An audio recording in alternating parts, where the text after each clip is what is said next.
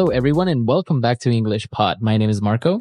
My name is Catherine, and today we are covering a very important health issue. That's right.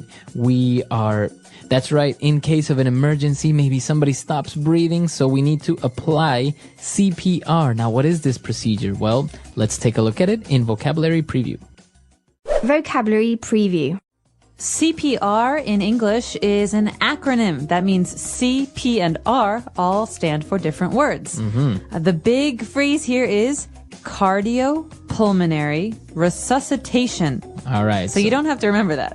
Well, that's pretty hard. What if you break it down? So what is cardio?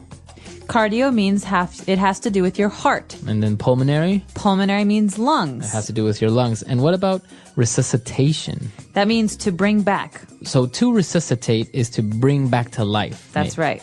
Okay, so this is a very popular procedure. You probably see it in movies when, somebody almost drowned, the lifeguard performs CPR. Oh, no. The love of my life has just drowned. And then someone comes and they push their chest. And they say 1, 2, 3. And they count. And then the person spits out water and everything. And they're like, all right. I always loved you. All right, so that's CPR. Why don't we listen to this dialogue, see what's going on, and we'll be back shortly.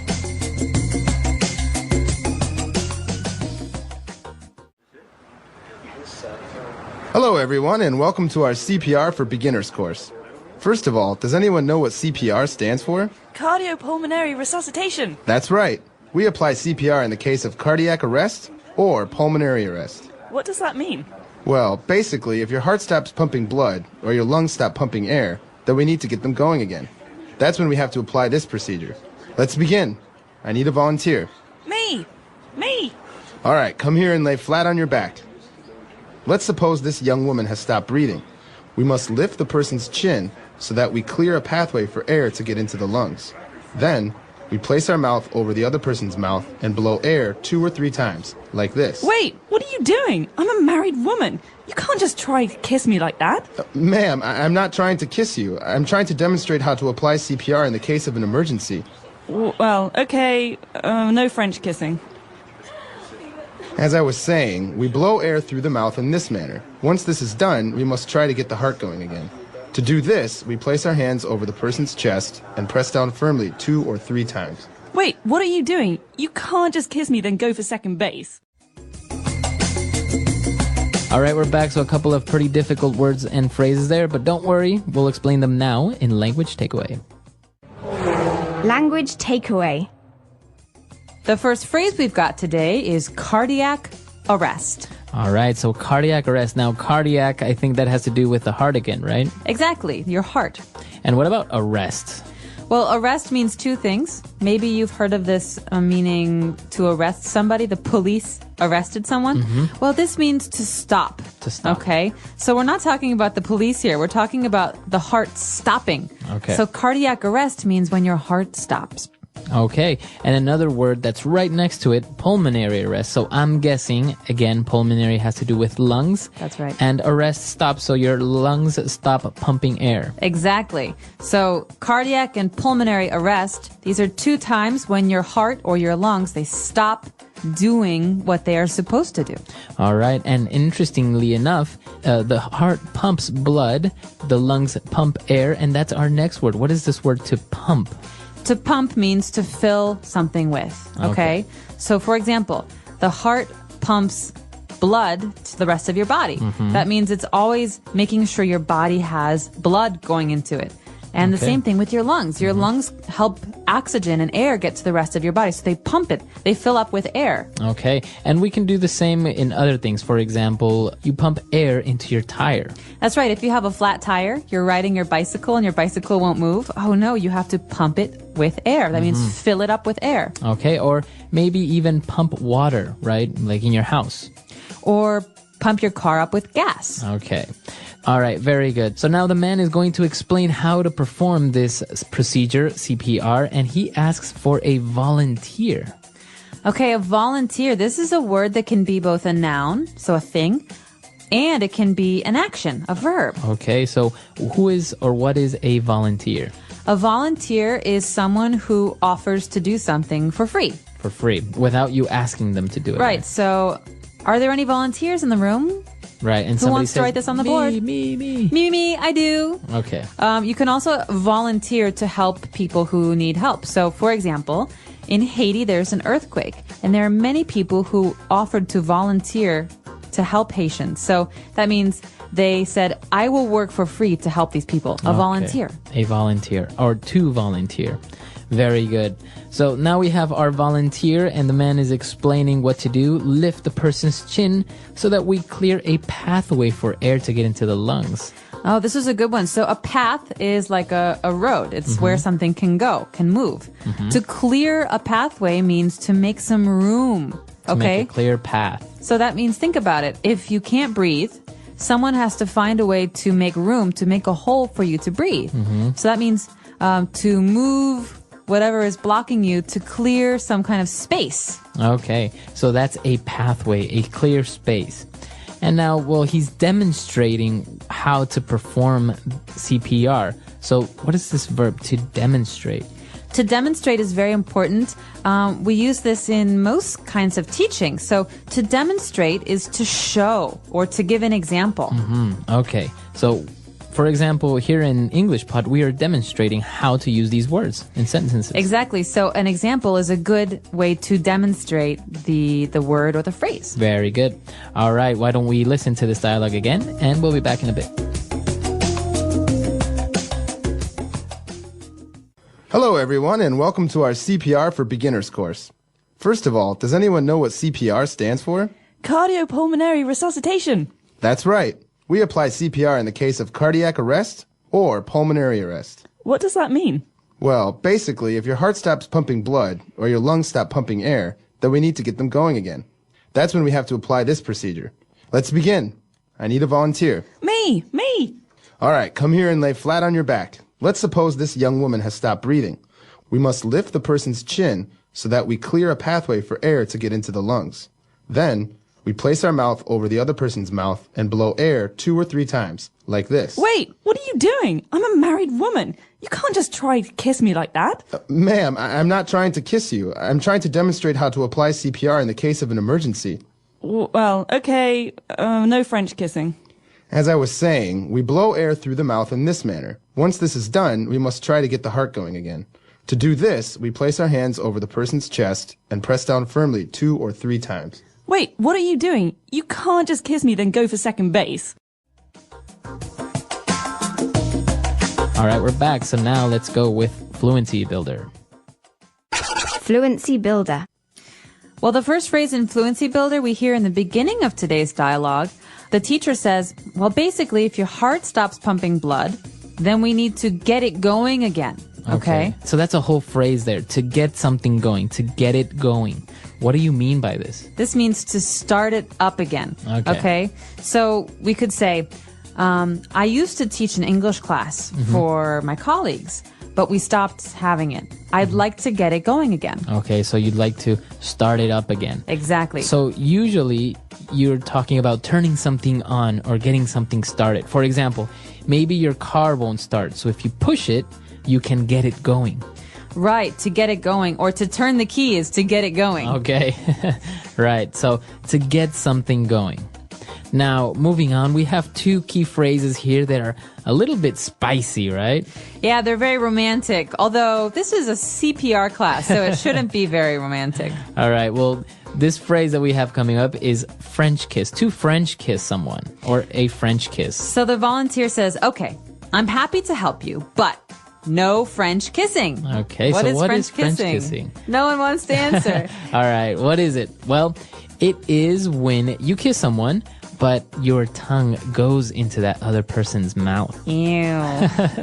All right, so there's a normal kiss. You can kiss your friends on the cheek, but a French kiss means that you use your tongue. Okay, so I wonder why they call it a French kiss. Maybe Americans just were too shy. They blamed it on the French. Maybe the French listeners out there can tell us. All right. So now moving on. And she says, okay, no French kissing. Now the man is going to perform CPR, and obviously he has to firmly press down on her chest to get her heart pumping blood, right? Right, this is a part of CPR. So first of all, you try to give the person air so they can breathe, and then you have to push their chest to start their heart. And this woman, the volunteer, says, hey, what are you doing? You can't just kiss me first and then go for second base. All right, so what is second base? Okay, this is a sports metaphor. With baseball, right? Baseball. Because baseball has 4 bases: first, second, third base, and home plate, or Exactly. home base. So in romance, when we're talking about dating, we have a way to say first, second, third, and fourth base. First base is kissing. That's kissing, right? So second base, what would be second base? Well, in this example, it means touching. Touching certain parts of the body, right? Romantic touching. All right, so second base. And then obviously we have third and fourth, but we're not going to get into that now. You can look it up on Google, third base and fourth base. We trust that you can find it. But first and second base are very common. It's okay to talk about. It's not a bad word. So you'll probably see it in movies, young kids talking about first base or going to second base with someone. So it's kind of saying this in a different way, as a metaphor, as you said. It's more polite than talking about. It's more subtle. All right, so that's all the words and phrases we have on Fluency Builder. Let's listen to this great dialogue one last time.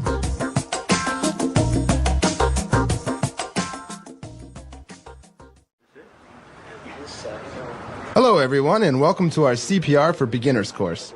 First of all, does anyone know what CPR stands for? Cardiopulmonary resuscitation. That's right. We apply CPR in the case of cardiac arrest or pulmonary arrest. What does that mean? Well, basically, if your heart stops pumping blood or your lungs stop pumping air, then we need to get them going again. That's when we have to apply this procedure. Let's begin. I need a volunteer. Me! Me! All right, come here and lay flat on your back. Let's suppose this young woman has stopped breathing. We must lift the person's chin so that we clear a pathway for air to get into the lungs. Then, we place our mouth over the other person's mouth and blow air 2 or 3 times, like this. Wait, what are you doing? I'm a married woman. You can't just try to kiss me like that. Ma'am, I'm not trying to kiss you. I'm trying to demonstrate how to apply CPR in the case of an emergency.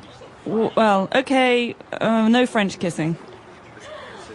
As I was saying, we blow air through the mouth in this manner. Once this is done, we must try to get the heart going again. To do this, we place our hands over the person's chest and press down firmly 2 or 3 times. Wait, what are you doing? You can't just kiss me then go for second base. All right, we're back. So a CPR class, this is actually a very popular thing to take up. You never know when you need to perform it, right? That's true, and I think it's a really smart smart class to take. You can usually take them for free at a community center or a fire department. The Red Cross. The Red Cross. I have a Red Cross certification. Oh, really? So you know how to perform this? Yep. Wow. It's actually, as I said, I think it would be very useful, and I've never taken a course like this up, but I know how to perform the procedure. So Yeah. I'm not certified, though, so I'm not a certified trust you. CPR. I'm not a certified CPR person. But it's interesting. Let us know if in your country maybe you can take CPR classes, or maybe you're a CPR certified technician. Or maybe you are trained in other ways, so we're curious about those as well. The English Pod Audio Review. Listen to the meaning, then say the vocabulary word. Emergency procedure for reviving heart and lung function. Cardiopulmonary resuscitation. Represent. Stand for. In the matter of someone or something. In the case of. Failure of the pumping action of the heart. Cardiac arrest. The cessation of breathing. Pulmonary arrest.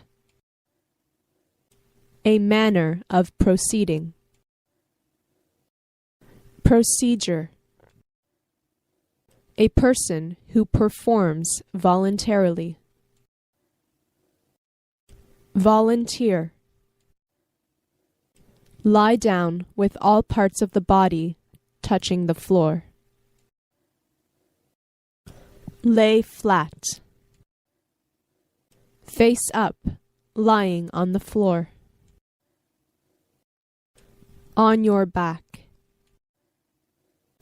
Assume to be true. Suppose. A kiss in which the tongue enters the partner's mouth. French kiss. Touch the breast. Go for second base. Let something work again. Get going.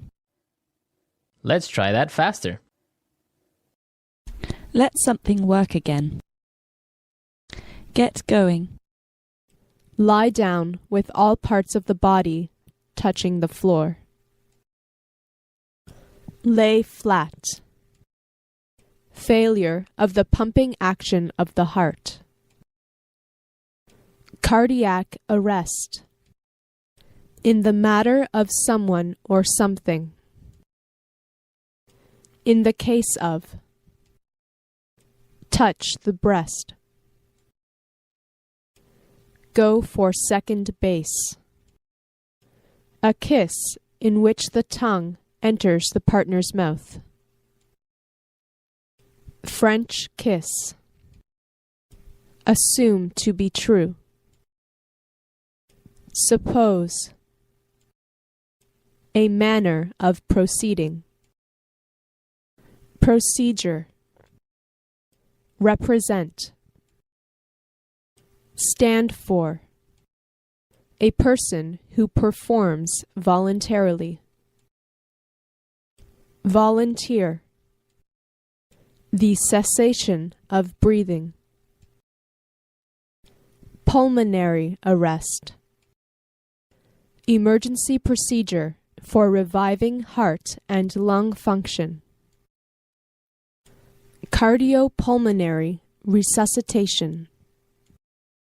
Face up, lying on the floor. On your back. Now say the word and hear it in a sentence. Cardiac arrest.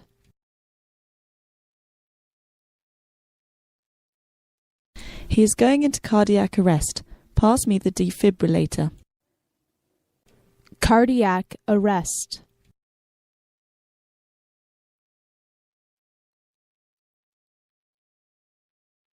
During cardiac arrest, victims lose consciousness, stop normal breathing, and lose pulse and blood pressure.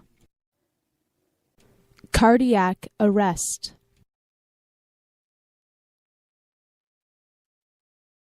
If a person goes into cardiac arrest, you should apply CPR. Suppose. Let's suppose I'm your boyfriend. Would you marry me? Suppose.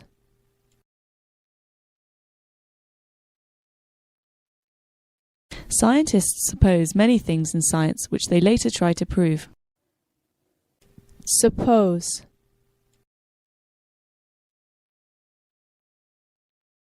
Suppose we win the lottery. What would we spend the money on? Get going.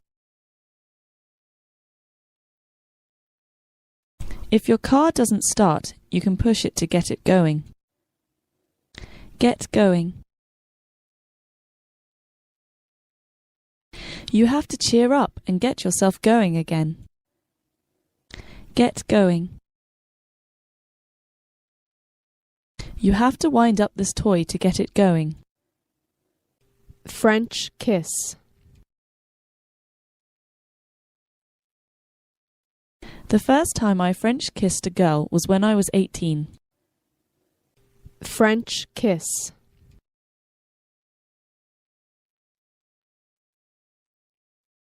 The French kiss is a timeless and passionate gesture of romantic affection. French kiss.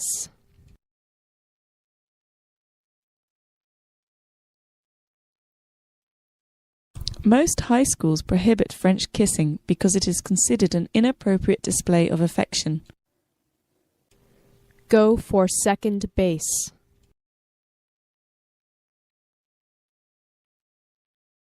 Some friends were bragging about how they got to second base with a girl. Go for second base.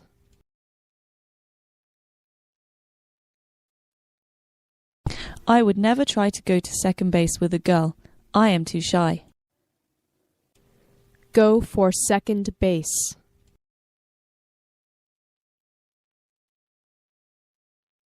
I think that you shouldn't go to second base with someone until you are married.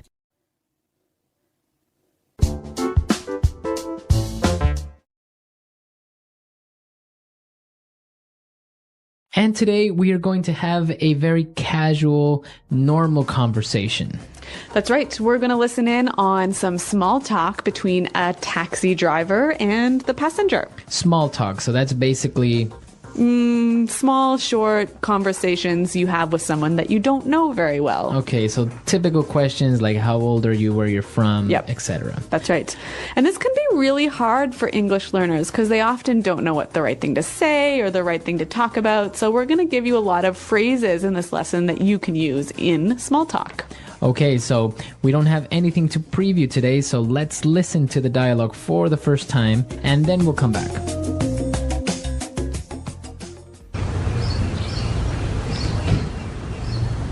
Where to, miss? Hi, Crenshaw and Hawthorne at the Holiday Inn that is on that corner. Sure thing. So, where are you flying in from? From China. Really? You don't look very Chinese to me, if you don't mind me saying so. It's fine. I am actually from Mexico. I was in China on a business trip, visiting some local companies that manufacture bathroom products. Wow, sounds interesting. Excuse me if I'm being a bit nosy, but how old are you? Don't you know it's rude to ask a lady her age? Don't get me wrong. It's just that you seem so young and already doing business overseas. Well, thank you. In that case, I am 26 years old, and what about yourself? I'm 40 years old and was born and raised here in the good old US of A, although I have some Colombian heritage. Really? That's great. Do you speak Spanish? Yeah, of course. Qué bien, entonces podemos hablar en español.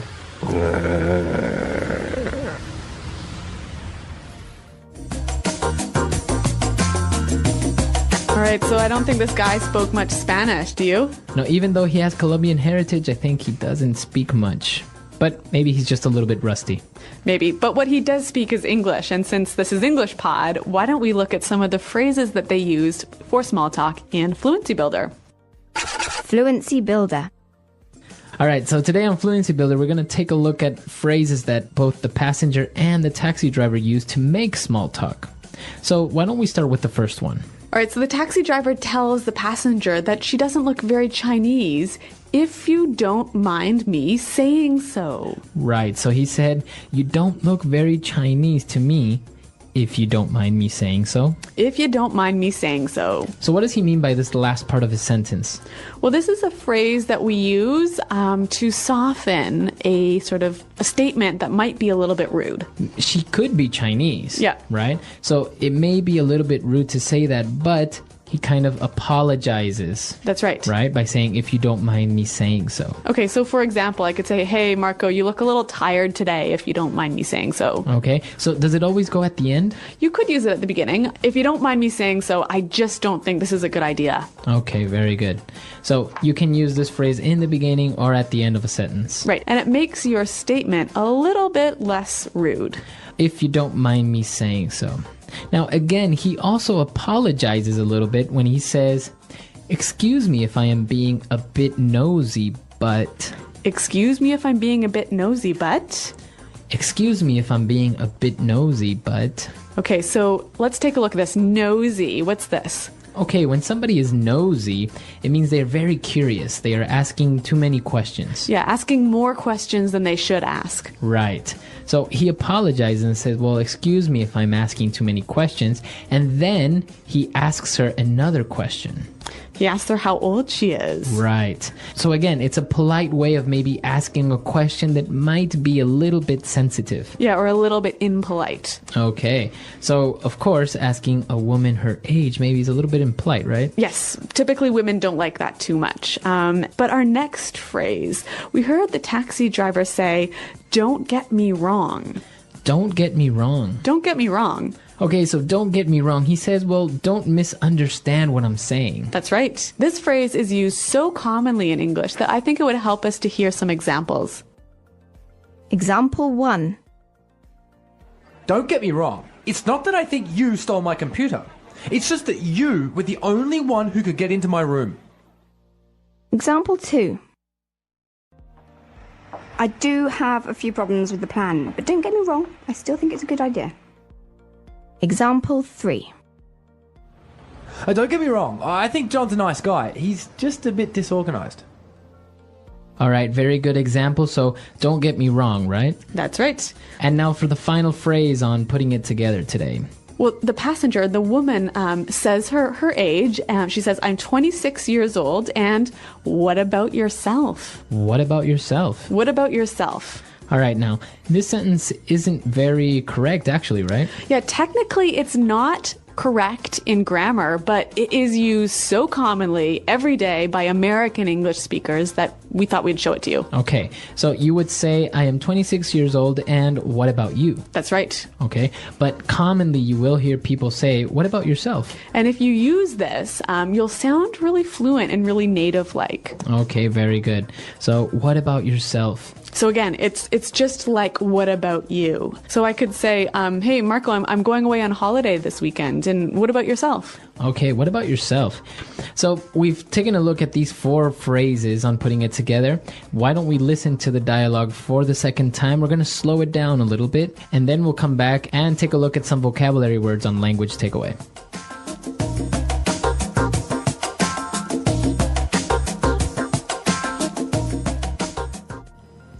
Where to, miss? Hi, Crenshaw and Hawthorne at the Holiday Inn that is on that corner. Sure thing. So, where are you flying in from? From China. Really? You don't look very Chinese to me, if you don't mind me saying so. It's fine. I am actually from Mexico. I was in China on a business trip, visiting some local companies that manufacture bathroom products. Wow, sounds interesting. Excuse me if I'm being a bit nosy, but how old are you? Don't you know it's rude to ask a lady her age? Don't get me wrong. It's just that you seem so young and already doing business overseas. Well, thank you. In that case, I am 26 years old. And what about yourself? I am 40 years old and was born and raised here in the good old US of A, although I have some Colombian heritage. Really? That's great. Do you speak some Spanish? Yeah, of course. ¡Qué bien! Entonces podemos hablar en español.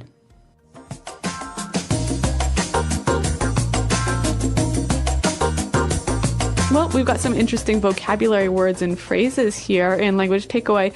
And the first one. Well, after she gets in the taxi and tells him where she wants to go, he answers by saying, sure thing. Sure thing. Sure thing. Sure thing. So if I say, yeah, sure thing, what does that mean? Well, let's listen to some examples to help us understand. Example 1. Do you mind lending me $100? Sure thing. Example 2. Could you please send me the email by the end of the day? Sure thing. Example 3. Do you mind lending me $100? Sure thing. Could you please send me the email by the end of the day? Sure thing. Example 4. Can you get some milk on the way home? Sure thing, I'm on my way now. Okay, so sure thing, basically, yeah, no problem, or okay. Or I'll do it. I'll do it. Yep. It's fine. Yep. So It's a very common way. You will hear this a lot when somebody agrees or says, yes, no problem. Yeah, and again, it will help you sound really native-like to use this phrase. Well, the next one, the taxi driver says, I was born and raised here. I was born and raised here. Born and raised. Okay, so this is a way of saying I was born in this country and I haven't left this country. That's right. So I'm from this country. Okay, born and raised here in the good old U.S. of A. Good old U.S. of A. The good old U.S. of A. So this is a pretty interesting way of saying America. Right. It's actually more of a phrase, right? The good old U.S. of A. Yep. Okay, so it means the good United States of America. Yeah, it's kind of a fond way or a friendly way of describing America. All right. And we have one more word for language takeaway. Well, the taxi driver was talking about his Colombian heritage. Colombian heritage. Heritage. All right, so if I have Colombian heritage, what does that mean? Your grandmother or, grandfather, great-grandmother, or someone in your family is from Colombia. Okay, and what about the word heritage by itself? Yeah, so your heritage is basically your culture, your... Customs. Yeah, your customs, your history. Okay, so heritage. Mm-hmm. A country rich in heritage. Lots of good old historical culture in that country. Okay, very good. So now it's time for us to listen to the dialogue for the last time. Now we can understand all these phrases and these great words that we've just looked at, and then we'll come back and talk a little bit more.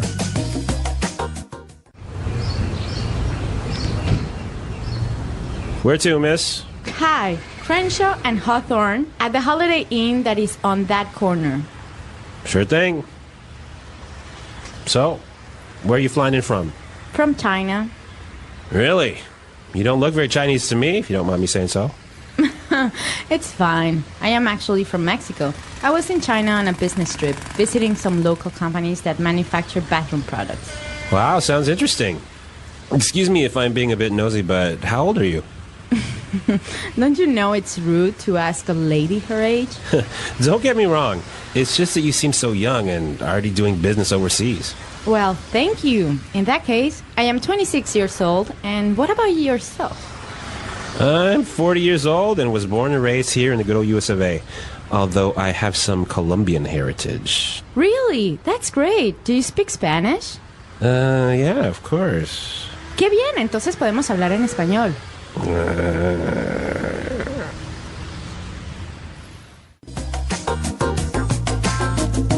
So Marco, this taxi driver makes a bit of a mistake when he asks the woman how old she is. Yes, yeah, exactly. There are a couple of questions that in some cultures are considered to be normal and okay, Yep. but in other cultures they're not really well accepted.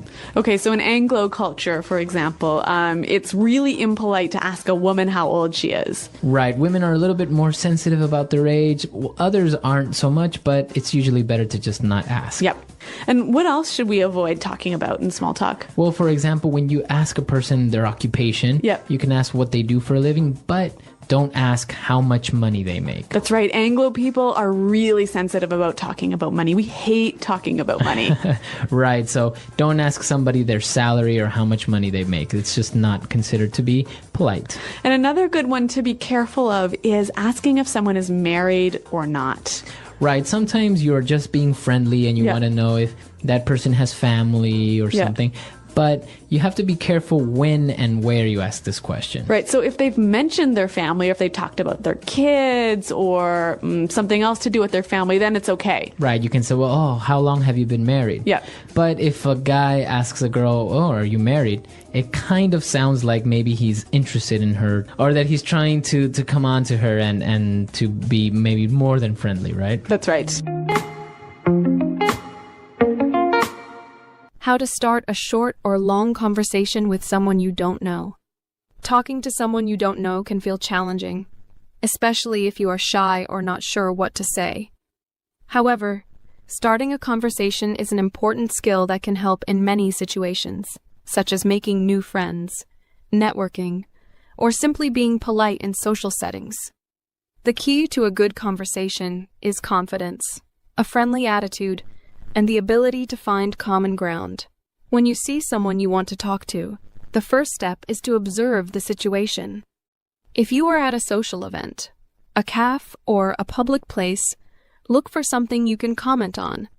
This could be the weather, an interesting item the person is carrying, or something happening around you. A simple greeting such as hi or hello can be enough to open the conversation. A smile and open body language also make you look approachable and friendly. Once you say hello, the next step is finding a way to continue the conversation. Asking a question is often a great way to engage someone, because people generally like to share their thoughts. If you are at an event, you can ask, "How do you know the host?" Or "Have you been here before?" If you are in a waiting area, you can ask, "Is this your first time here?" Or "How has your day been so far?" Simple, open-ended questions give the other person a chance to talk, making the conversation feel natural. It is important to listen carefully to their response and show interest in what they say. Nodding, making small comments like "That's interesting" or "Oh, really?"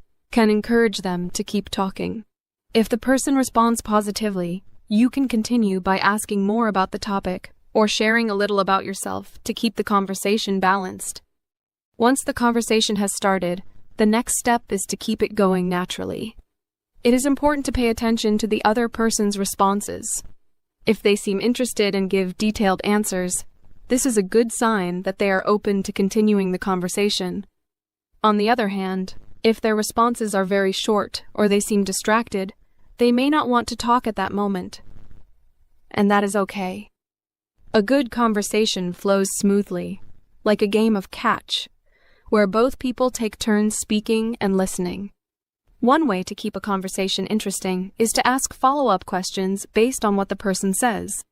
For example, if they mention that they just came back from a trip, you could ask, "Oh, that sounds amazing. Where did you go?" Or "What was the best part of your trip?" This shows that you are listening and encourages them to share more. However, it is important not to ask too many personal questions too quickly. Instead, keep the conversation light and friendly by discussing common topics like hobbies, interests, travel, or work. If you find something you both enjoy, such as a shared interest in music, sports, or movies, the conversation can become even more engaging. Body language also plays a big role in keeping a conversation going. Maintaining eye contact shows that you are paying attention, but staring too much can make the other person uncomfortable. A relaxed posture, occasional nodding, and smiling can make the interaction more enjoyable. Avoid crossing your arms or looking around too much, as this might signal disinterest. The goal is to make the other person feel comfortable and valued in the conversation.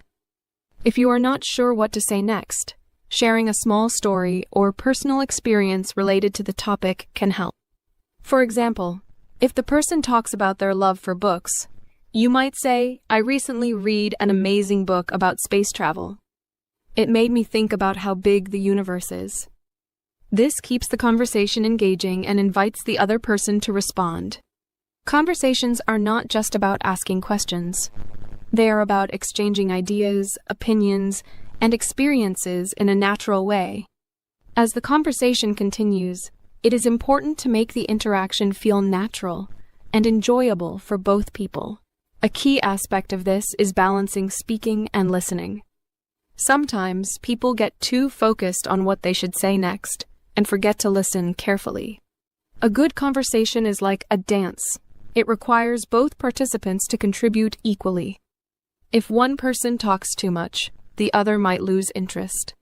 If one person talks too little, the conversation might feel awkward. The best conversations have a natural rhythm, with both people sharing and responding in a relaxed way. One way to make a conversation more engaging is by adding humor. A lighthearted joke or a funny observation can make the atmosphere feel comfortable and help build a connection. For example, if you are talking about the weather, you might say, "It's so hot today. I feel like I'm melting like an ice cream cone." This kind of friendly humor can make people feel more relaxed. However, it is important to be mindful of the type of humor used. Some jokes might not be appropriate for everyone. so it is best to keep them simple and positive. Another important aspect of keeping a conversation flowing is knowing when to change topics. If the conversation feels like it is slowing down, introducing a new subject can bring fresh energy. You can do this by making an observation about something happening around you. For example, if you are in a cafe, you might say, "This place has a great atmosphere. Have you been here before?" This gives the other person a chance to respond and helps move the conversation forward. Changing topics naturally helps prevent awkward pauses and keeps both people engaged. When talking to someone you do not know well, it is also good to show genuine interest in their thoughts and opinions. If they express excitement about something, such as their favorite hobby or a recent experience, responding with enthusiasm can make the conversation more enjoyable. Saying things like, "That sounds really interesting," or "Wow, I've never tried that before. How did you get into it?" makes the other person feel valued and appreciated. People enjoy talking about their interests, and showing curiosity can lead to a deeper and more meaningful exchange. However, it is also important to be aware of the other person's comfort level. If they seem hesitant or quiet, giving them space and not pushing too many questions can help them feel more at ease. Some people take time to open up, and that is completely normal. Respecting personal boundaries and being patient creates a comfortable environment where both people can enjoy the conversation without feeling pressured. By paying attention to the flow of the conversation, keeping the mood light and positive, and showing real interest in what the other person is saying, it becomes easier to create an enjoyable and meaningful interaction. The goal is not just to talk, but to connect, even if it is just for a short time. Ending a conversation with someone you do not know well is just as important as starting one. A good ending leaves a positive impression and makes the other person feel comfortable. When a conversation has gone well, both people should feel satisfied with the interaction, even if they do not see each other again. The key to closing a conversation smoothly is to find a natural stopping point. This could be when there is a pause, after a shared laugh, or when a topic has reached its natural end. If the conversation is still engaging, but you need to leave, it is polite to express that you enjoyed talking and that you appreciate the conversation. One of the simplest ways to end a conversation is by summarizing what was discussed in a friendly way. For example, if you talked about traveling, you might say, "It was really interesting hearing about your trip to Italy. I hope you get to travel again soon." This shows that you were listening and that you valued what the other person shared. If you had a light conversation about the weather, food, or hobbies, you could say something like, "I really enjoyed chatting with you. It was nice to take a break and have a good talk." These small statements make a big difference in leaving a positive impression. If you would like to continue talking to the person in the future, you can suggest staying in touch. This can be done in a casual way, such as, "I really enjoyed talking with you. Maybe we can catch up again sometime." If appropriate, you can exchange contact information or connect on social media. However, it is important to read the other person's reaction. If they seem open to staying in touch, that is great. But if they seem unsure, it is best to end the conversation naturally without any pressure. Some conversations are just meant to be in the moment, and that is perfectly fine. In situations where you need to leave, but the conversation is still going, being polite and direct is the best approach. You can say something like, "I would love to keep talking, but I have to go now. It was great meeting you." This shows appreciation while making it clear that you need to end the conversation. If you are in a public place, such as a cafe or an event, you can also give a reason, such as, "I have to get back to work now, but I really enjoyed our conversation." Giving a small reason can make the ending feel natural and comfortable. There are also times when you might need to end a conversation that is not going well. If the conversation feels awkward or if the other person does not seem interested, ending it politely is the best choice. You can say something like, "It was nice talking with you. Have a great day." This keeps things positive and avoids any uncomfortable situations. If you are in a social setting where you might see the person again, a simple smile and "see you around" works well. Understanding when and how to end a conversation is an important skill. A good ending leaves both people feeling good about the interaction, whether it was just a brief chat or the beginning of a new friendship. The goal of a conversation is not just to talk, but to connect in a meaningful way. Whether the conversation was short or long, making the other person feel comfortable and appreciated is what truly matters. Starting and maintaining a conversation with someone you do not know can feel challenging, but it is an important skill that can lead to meaningful connections. Conversations begin with small steps, such as a friendly greeting or a simple comment about the surroundings. These small openings help create a comfortable atmosphere and show that you are open to interaction. A good first impression is important because it sets the tone for the entire conversation. Smiling, making eye contact, and using a polite, friendly tone make it easier for the other person to respond positively. If the person seems interested in talking, the conversation can naturally develop from there. Once the conversation has started, keeping it going is the next challenge. Asking open-ended questions is a great way to encourage the other person to share their thoughts and experiences. Questions like, "What do you think about this place?" Or "How did you get into your job?" Give the person an opportunity to speak more than just a yes or no response. Listening actively is just as important as asking questions. Nodding, making small comments like that sounds interesting, and maintaining eye contact show that you are engaged. People enjoy talking to those who genuinely listen to them. If the person responds positively, the conversation will naturally flow as both of you exchange thoughts and ideas. Finding common ground is a key part of making the conversation enjoyable. Shared interests, experiences, or opinions help create a stronger connection between two people. This could be something simple, like both enjoying the same type of food, or something deeper, like similar life goals. When a common topic is found, the conversation feels easier and more natural. Even if there are differences in opinion, responding with curiosity and respect keeps the conversation positive. A good conversation does not always require complete agreement. It is more about understanding and engaging with the other person's perspective. Ending a conversation is just as important as starting it. A smooth and polite ending leaves a good impression and makes both people feel comfortable. If the conversation has gone well, summarizing a key part of the discussion is a great way to close it. Saying something like, "It was really interesting to hear about your trip to Japan," or "I enjoyed talking about music with you," shows that you were listening and appreciated the discussion. If you would like to continue talking in the future, you can suggest staying in touch or exchanging contact information. However, if the conversation was just a brief interaction, a friendly, "It was great talking to you," "Have a wonderful day" is enough to end it on a positive note. In some cases, the conversation might need to end because of time or other responsibilities. If you need to leave, being polite and direct is the best approach.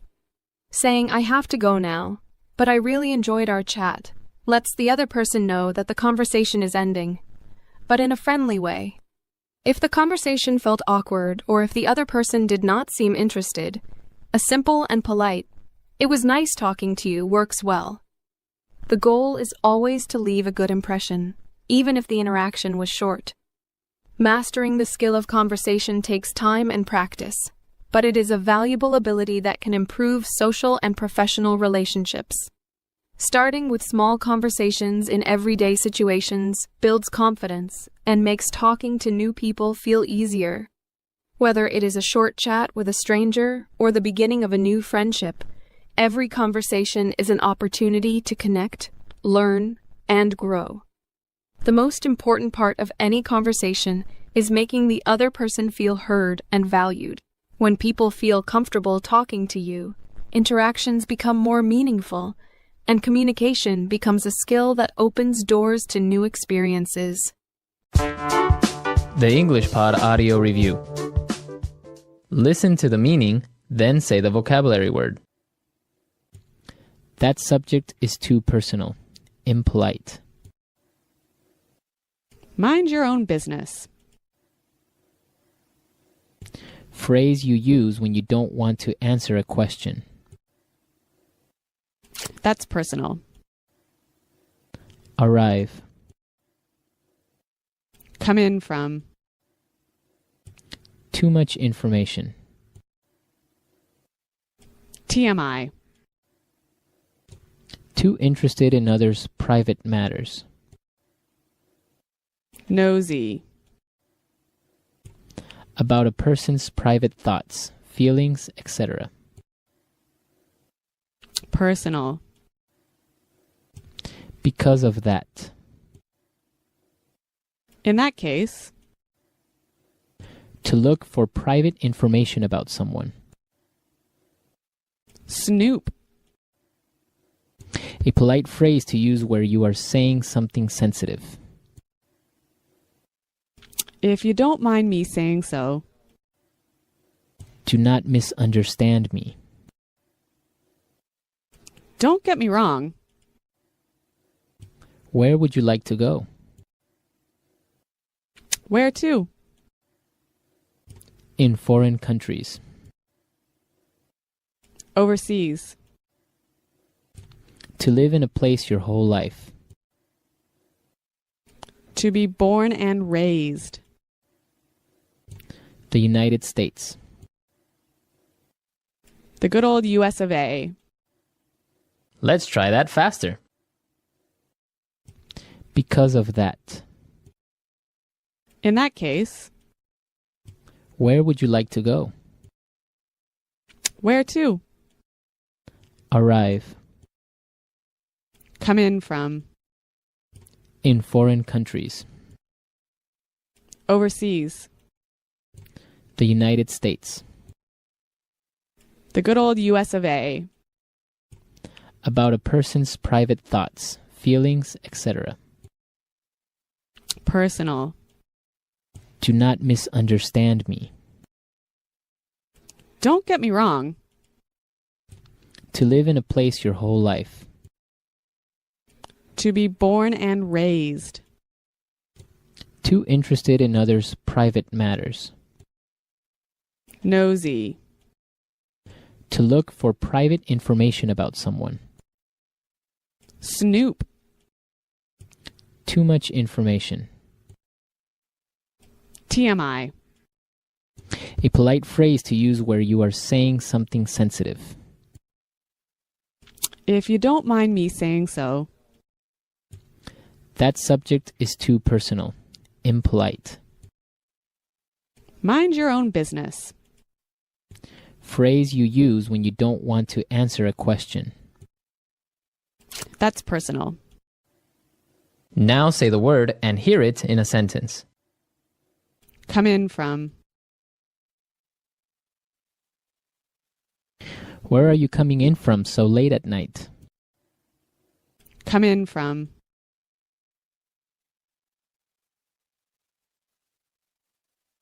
Flight number 441 just came in about an hour ago. Come in from.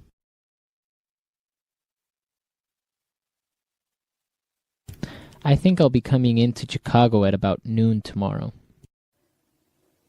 If you don't mind me saying so.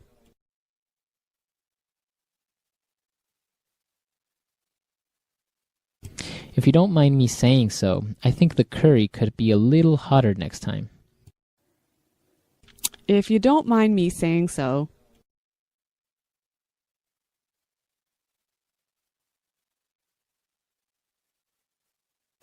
The problem, if you don't mind me saying so, is pretty simple. You need a new computer. If you don't mind me saying so.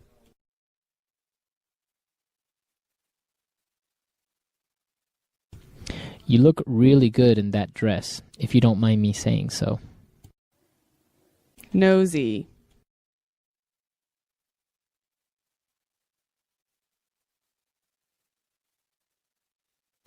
Phil is always asking so many personal questions. Frankly, I think he is just too nosy. Nosy.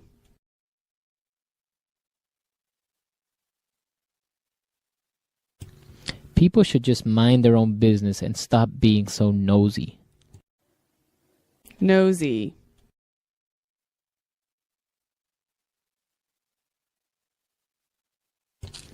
I don't mean to be nosy, but did I hear you say you are from Canada? Don't get me wrong.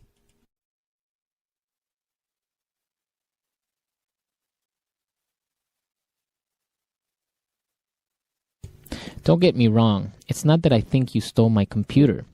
It's just that you were the only one who can get into my room. Don't get me wrong.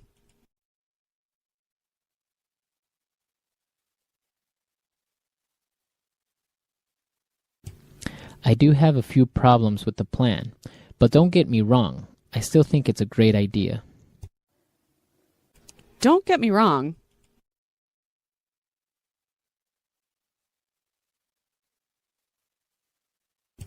Don't get me wrong. I think John is a nice guy, but he is a bit disorganized. In that case,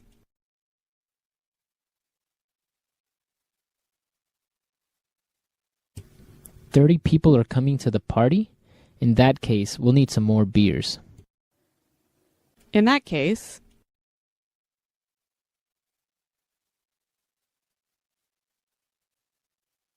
Charles is having an affair? In that case, I think Mary needs to get a divorce. in that case,